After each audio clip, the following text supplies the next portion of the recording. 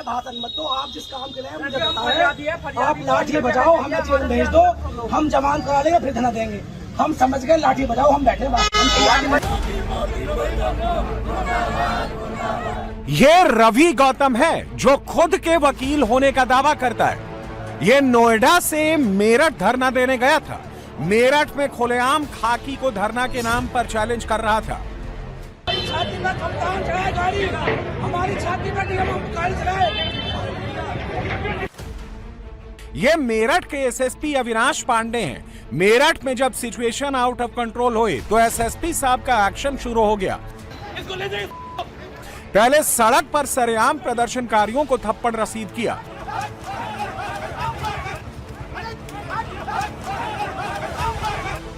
और उसके बाद सीधे उस पुलिस वैन में पहुंचे जिस वैन में रवि गौतम था। एसएसपी साहब थप्पड़ रसीद करते हुए ऑन कैमरा कैद हो गए।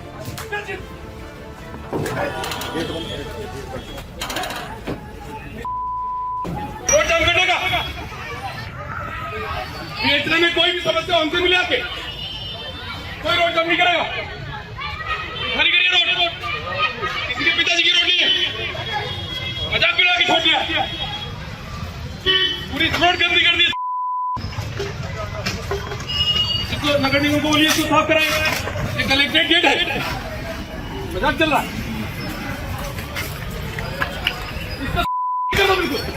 ये ताकि निकलता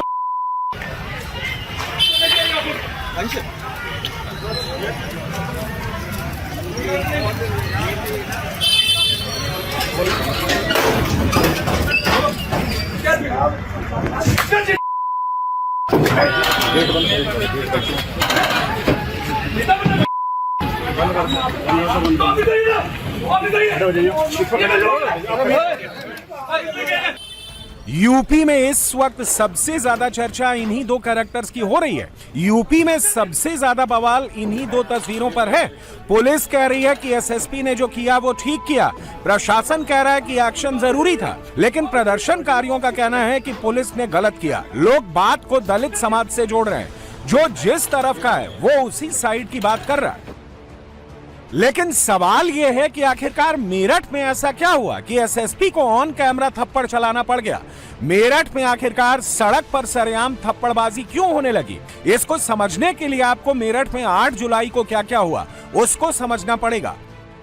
ललिता बहन हम शर्मिंदा है, तेरे कातिल जिंदा है। ललिता बहन हम शर्मिंदा है, तेरे कातिल जिंदा है। बोल मजीरा हल्ला बोल, हल्ला बोल, हल्ला बोल, ऊंचा बोल, ऊंचा बोल, हल्ला बोल, हल्ला बोल, बोल मजीरा हल्ला बोल, हल्ला बोल, हल्ला बोल, बोल मजीरा हल्ला बोल, हल्ला बोल, हल्ला बोल, बोल मजीरा हल्ला बोल, हल्ला बोल, हल्ला बोल, ऊंचा बोल, ऊंचा बोल, हल्ला बोल, हल्ला बोल।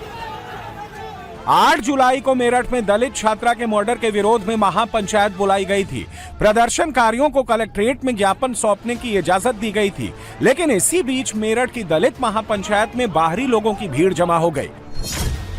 मेरठ की दलित पंचायत में नोएडा, गाजियाबाद और आसपास के जिलों से भी बड़ी संख्या में लोग पहुंच गए। बिना परमिशन मेरठ में कलेक्ट्रेट ऑफिस के बाहर भीड़ जुटाई गई। इसके बाद प्रदर्शनकारी गेट के बाहर सड़क पर बैठ गए और धरना देना शुरू कर दिया। इससे सड़क पर जबरदस्त जाम लग गया और नोएडा का रवि गौतम इस दलित महापंचायत का लीडर बन गया। मजमा है, टोटली गैर कानूनी है। ये तालाब में क्यों? ठीक है जी, आपका मेरा ऑफिस खुला है, सबके आगे कप्तान साहब का भी ऑफिस खुला हुआ है। डीएम साहब को क्यों नहीं बुलाते? यहाँ पे क्यों डर रहे हैं? मैडम आपसे बता दीजिए, इस तरीके से बात नहीं होती है। ठीक है, इस तरीके से बात नहीं होती है। आपको बात करनी है, आपको अपने पॉइंट्स रखने, आप बिल्कुल आइए, बात करिए। ठीक है, मैं भी बात करने आया था। पुलिस बार बार प्रदर्शनकारियों को ज्ञापन देने के लिए कलेक्ट्रेट के अंदर बुला रही थी, लेकिन प्रदर्शनकारी धरने पर बैठे रहे।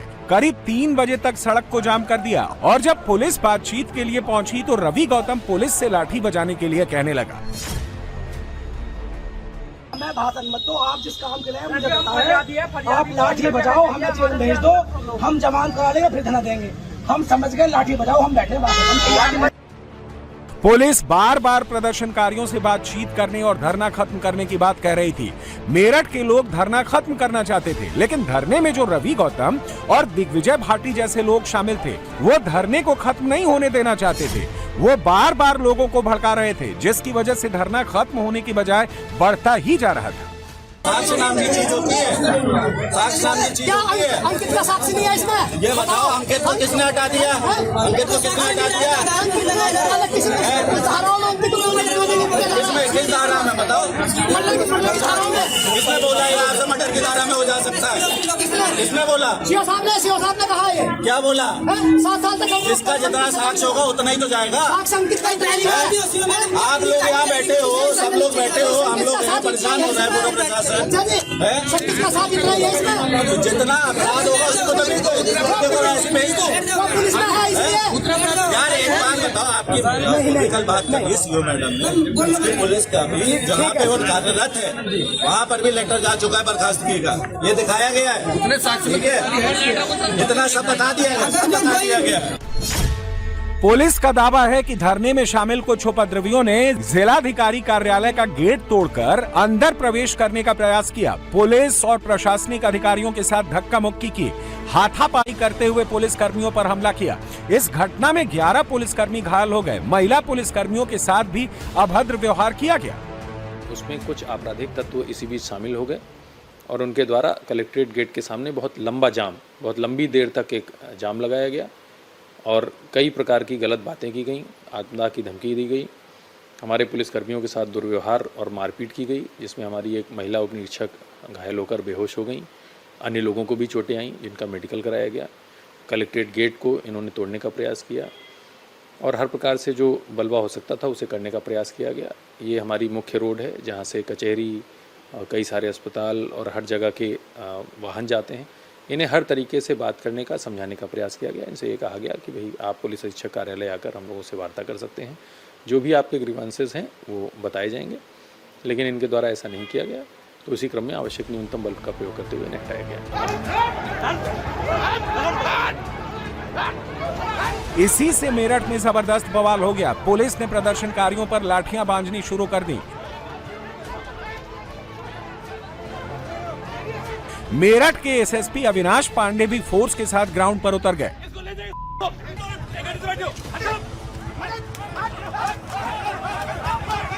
पुलिस ने रवि गौतम को तब तक धरना स्थल से पकड़कर बंदी वाहन में डाल दिया था और एसएसपी का दावा है कि उसने पुलिस वालों से बदसलूकी की थी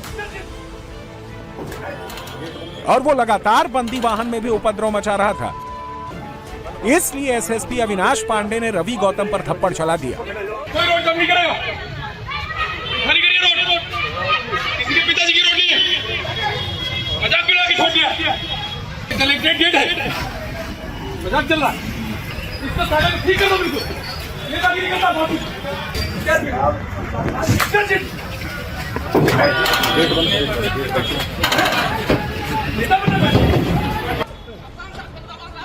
थप्पड़बाजी के बाद एक और वीडियो सामने आया, जिसमें रवि गौतम वैन के अंदर फंदा बनाते हुए नजर आ रहा है। वो फंदा बांध रहा है, वो फंदा बांध रहा है अंदर, वो फंदा बांध रहा है गले में। फंदा बांध रहा है मैं मरूंगा, मुझे क्या करेगा? ये साथ में वकील हूँ, नहीं है बदतमीजी। कुछ लोगों का दावा है कि ये थप्पड़बाजी के बाद का वीडियो है, कुछ लोगों का कहना है कि ये थप्पड़बाजी से पहले का वीडियो है। हमने एसएसपी अविनाश पांडे से इस बारे में बात की, सुनिए उनका क्या कहना है। सर, कल के कई वीडियोस भी वायरल हो रहे हैं जिनके बारे में मैं आपसे पूछना चाहूँगा।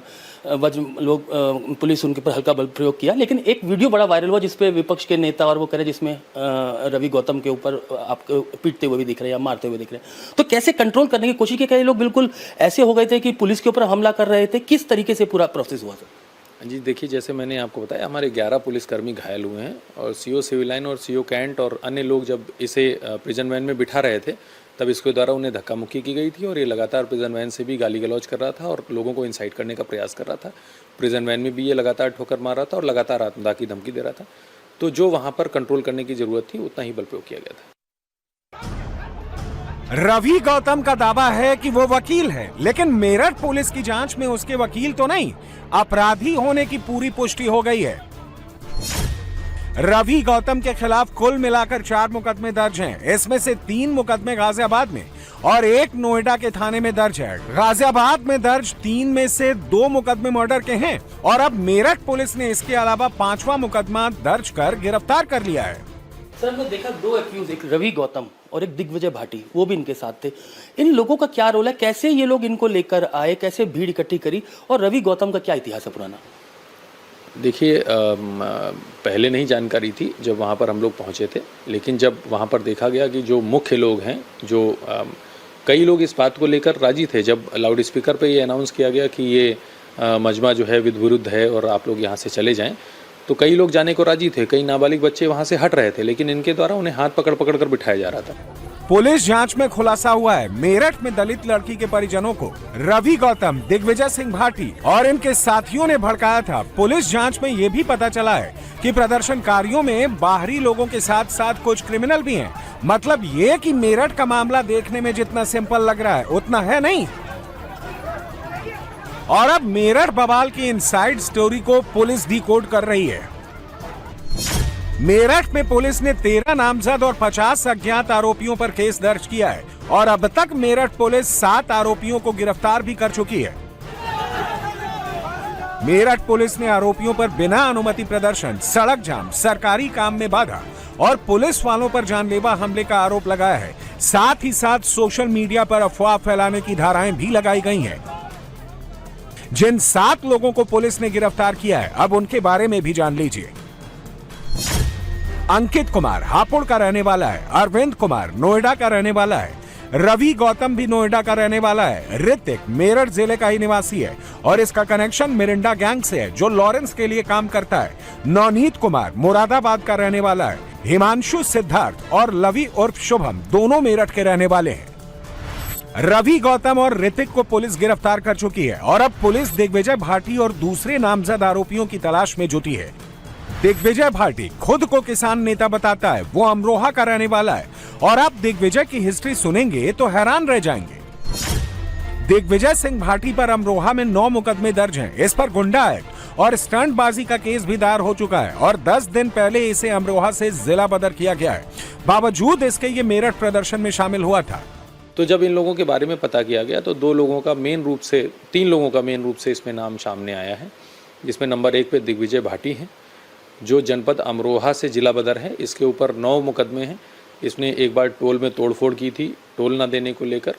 दूसरा, एक बैंक मैनेजर को इसने जाति सूचक शब्द कहे थे और बैंक ब्रांच में घुसकर मारपीट की थी। तीसरा, इसके द्वारा एक रेप पीड़िता की मां को भी धमकाया गया था कि मुकदमा वापस ले लो, नहीं तो मुझसे बुरा कोई नहीं होगा, और उसे जान से मारने की धमकी दी गई थी। इस प्रकार के 9 मुकदमे इसके ऊपर पंजीकृत हैं। ये 10 दिन पहले ही जनपद अमरोहा से जिला बदर हुआ है।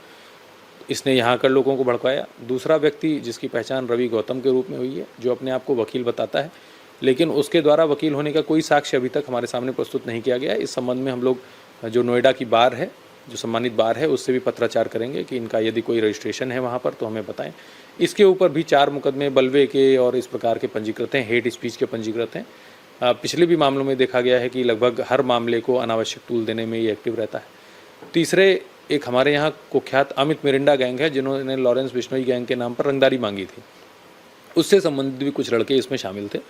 इन सभी को आइडेंटिफाई किया गया है, नामजद मुकदमा किया गया है और 8 लोगों को जेल भेजा गया है। मेरठ का माहौल इस वक्त बहुत सेंसिटिव है। एक अफवाह, एक चिंगारी मेरठ का माहौल फिर से खराब कर सकती है, फिर से बवाल हो सकता है। इसलिए मेरठ को पुलिस ने हाई सिक्योरिटी जोन बना दिया है, बैरिकेड और फोर्स लगा दी गई है। मेरठ का थ्रोट गांव, जहां पर पीड़िता का परिवार रहता है, वहां पर पुलिस का कड़ा पहरा है। किसी भी भारी व्यक्ति को गांव के अंदर जाने की इजाजत नहीं है और ये आप देख सकते हैं कि पुलिस बल जो है वो काफी संख्या में थ्रोट गांव के बाहर मौजूद है। बाकायदा बाहर जो बैरिकेडिंग की गई है, जो भी गाड़ियां अंदर जा रही हैं, अगर कोई भारी व्यक्ति है तो उसको तुरंत यहां पर रोका जा रहा है। जिस तरीके से बुधवार को मेरठ के अंदर एक बड़ा प्रोटेस्ट होता है, कई लोग जो है वो इस घटना के खिलाफ मेरठ में इकट्ठा होते हैं, उसके बाद पुलिस ने वहां पर कड़ा एक्शन लिया था, कई लोगों को हिरासत में में लिया गया था। पुलिस का यह कहना है कि जिस तरीके से पूरी घटना हुई उसके बाद इस मामले के अंदर मेन एक्यूज को अरेस्ट कर लिया गया है। बाकी भी जो लोग हैं उनकी तलाश की जा रही है और अगर कोई भी बाहरी व्यक्ति इस तरीके से यहाँ पर कुछ भी गलत करने की कोशिश करेगा, दंगा भड़काने की कोशिश करेगा, तो उसके खिलाफ सख्त से सख्त कार्रवाई की जाएगी। मेरठ में जिस ललिता गौतम की मौत को लेकर बवाल मचा हुआ है, अब जरा उस केस के बारे में भी जान लीजिए। ललिता की उम्र 20 साल थी और वो बीए की स्टूडेंट थी। 15 मई को ललिता घर से पेपर देने के लिए निकली पर लौटी नहीं। 16 मई को परिवार ने थाने में मुकदमा दर्ज कराया। 17 मई को पुलिस ने ललिता की डेड बॉडी बरामद की। 18 मई को ललिता के दोस्त अंकुश को गिरफ्तार कर लिया। अंकुश और ललिता दोनों रिलेशनशिप में थे, लेकिन शक की वजह से अंकुश ने उसकी हत्या कर दी। पुलिस केस में अंकुश समेत 3 और लोगों को गिरफ्तार कर जेल भेज चुकी है। पुलिस लगातार ललिता के परिजनों के संपर्क में थी। पुलिस कम से कम परिवार से 10 से 12 बार बात कर चुकी थी। 7 जुलाई को अंतिम बार पुलिस ने ललिता के घर वालों से बात की थी। घर वाले पुलिस की जांच और एक्शन से संतुष्ट थे। बावजूद इसके परिवार वालों को भड़काकर भीड़ जुटाकर मेरठ में बवाल मचाया गया और अब मेरठ को दलित वोट की प्रयोगशाला बनाने की भी कोशिश हो रही है। योगी के विरोधी सोशल मीडिया पर मेरठ मेरठ कर रहे हैं और दलित सम्मान और इंसाफ की बात कर रहे हैं। ललिता बहन हम शर्मिंदा है।